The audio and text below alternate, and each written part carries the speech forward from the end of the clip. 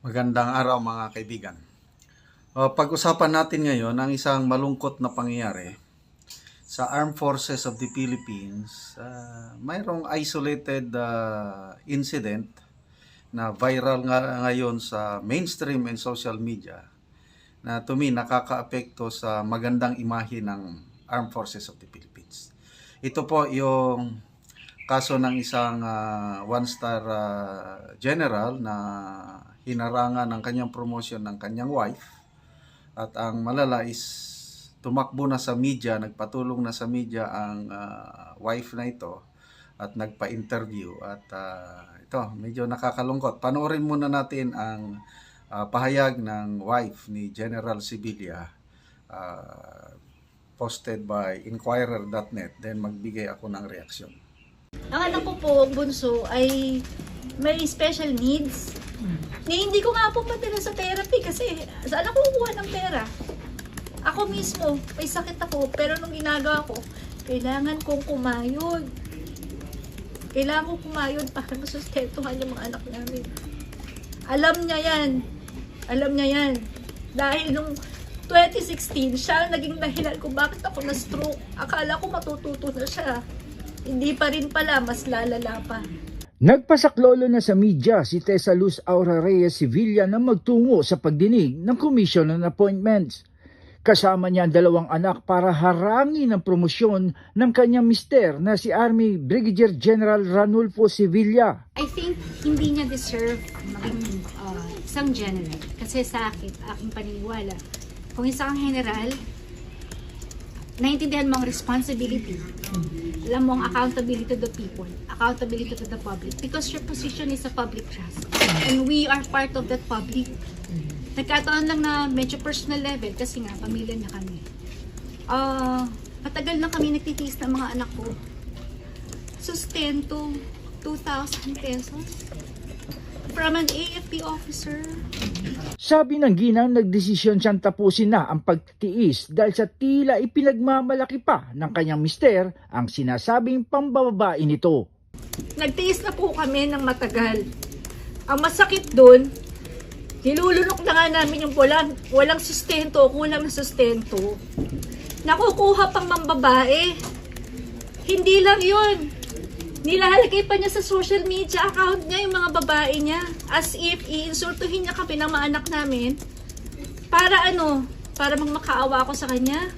Para lumuhod ako sa kanya na magsustento siya? Para ipumukha sa amin na sa amin 2,000. Ano nga yung sinabi ng kabit niya doon sa post nila?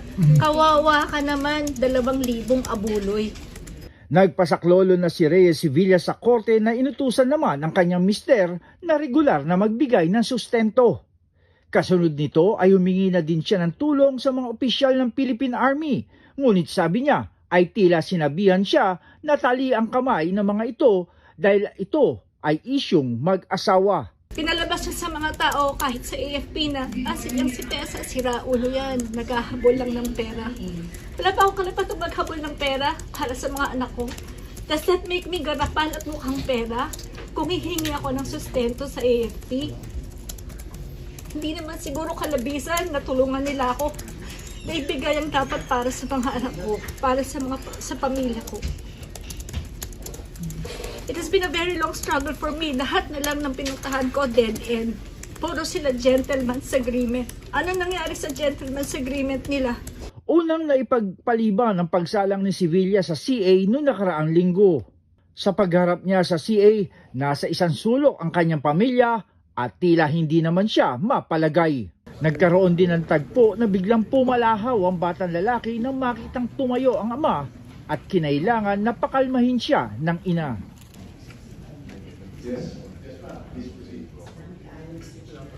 Minabuti ng Committee on National Defense ng komisyon na magsagawa ng executive session sa oposisyon sa promosyon ni Sevilla bilang konsiderasyon sa gag order mula naman sa isang korte sa Dipolog City. Isinama ang kanyang pamilya sa executive session na inabot ng halos 1 oras. Sa 7 taon na hindi siya nagbibigay na sapat na sustento para sa mga anak niya. Ano po bang mapapala ng 2,000? Gusto ko pong itanong yon sa mga gentlemen in the AFP. Ano po ba ang mapapala ng 2,000? Pero hindi po siya humingi ng dispensa. Hindi niya tinitingnan ang mga anak niya. Nandito po ang aking mga anak, kasama ko po sila. Hindi niya makuhang tingnan ng mga anak ko dahil guilty siya. Guilty siya. Si General Sevilla na nakatalaga bilang Deputy Commander ng AFP Special Operations Command ay sinubukan na hingan ng pahayag ng media, ngunit siya ay tumanggi. Ibinahagi na lamang ni Senate President Juan Miguel Zubiri na muling ipinagpaliban ang pag-aproba ng CA sa promosyon ni Sevilla hanggang hindi niya natutupad ang mga kondisyon ukol sa pagbibigay ng sustento sa pamilya. Anya, tila kinupkup ng mga babaeng miyembro ng komite si Ginang Sevilla.